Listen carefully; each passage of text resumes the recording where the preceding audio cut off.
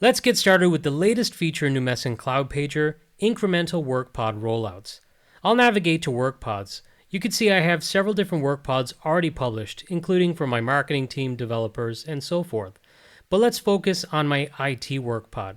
You can see I have several different applications already added to this workpod, and if I navigate to groups and users, you can see it's assigned to an IT group. Now this is an Entra ID group, so if I navigate to Azure Entra ID, you will see that I have this IT group and it is made up of several different members. So you can see Rory, Terry, Tony, Roy, Michelle, Mary, and so on. So there's several different employees in this group, including, by the way, myself, Rory. Now, if I navigate to a desktop where I'm logged in as a member of that group, say myself, Rory, on my cloud PC, we can see I have those IT assigned applications.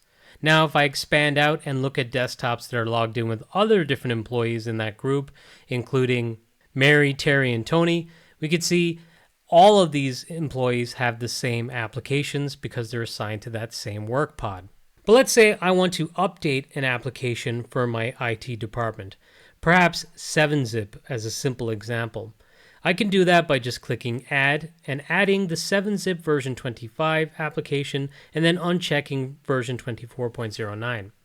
But you can see this new feature, Incremental Rollout, and I can enable Incremental Rollout for this workpod and then add a group. So I'll add my 1-IT group. And if I navigate again to Entra ID just to show you this group, we could see that I've got Rory, just me, as a member of this group.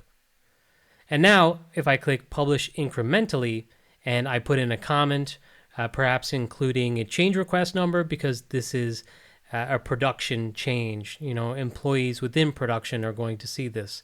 Now, in this case, what we're expecting is, because I'm doing this incrementally, and it's assigned to that 1-IT security group, that it's only going to actually affect me. So it's going to affect Rory.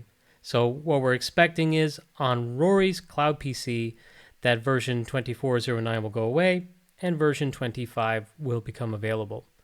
So once I'm ready, I can just click Publish.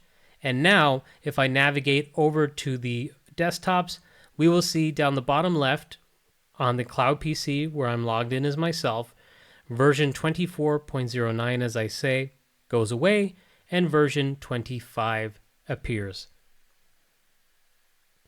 And you can see that that does not occur for Tony, Terry, or Mary.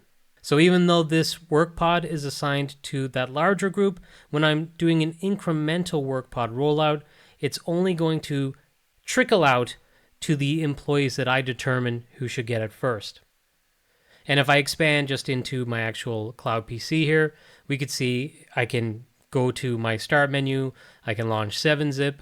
We see it's running as that container. If I go to help and about, you'll see that it is version 25, and I could just do some maybe basic functionality testing. So for example, if I go to my downloads folder, I have a zip file here. If I right click, go to show more options, we will see that those 7-Zip options are available, and I can click extract here. And there we are. I've extracted a file. Looks like 7-Zip is working.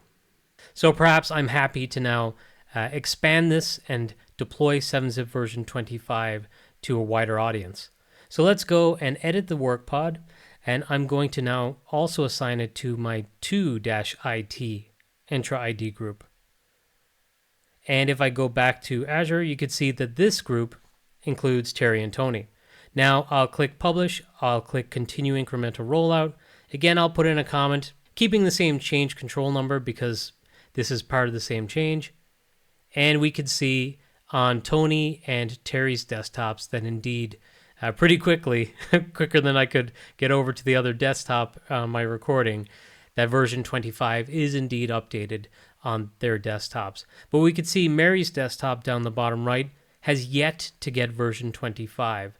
Now, Mary is in the IT group, but she has not been targeted as part of the incremental rollout. So at this point, if I go back to Cloudpager, just to show you, if I click Edit, or I could just click View Revisions, you could see that you can view the different states of the incremental rollout. So for example, if I click Incremental 2, you could see it includes those two groups. If I went to one, you could see it only includes that one group, and we could see even the earlier state before the incremental rollout. At this point, if I wanted to, I could abort the incremental rollout. So if there's been issues and I just want to revert everyone to version 24.09, I could do that. Or I could continue the incremental rollout, or simply select End Incremental Rollout and Publish to All. So that's going to be the next step that I take. I'm satisfied that this has worked for the people in the testing groups. So now I'll publish. I'll put in another comment, including that change request number, and I'll just say something like completed the incremental rollout for this application. Once ready, I click Publish to All, and now in the expanded view, we should see that Mary's desktop gets updated from version 24.09 to version 25. And you can't see other people's desktops because I have limited screen real estate, but everyone else in that IT group will get version 25 too at this point. So Incremental Workpod Rollouts allows you to take a measured approach to the rollout of application updates across your organization. And the beauty is, because you're deploying these applications as containers, at any point you can roll back the application update rapidly to restore employees to the previous version.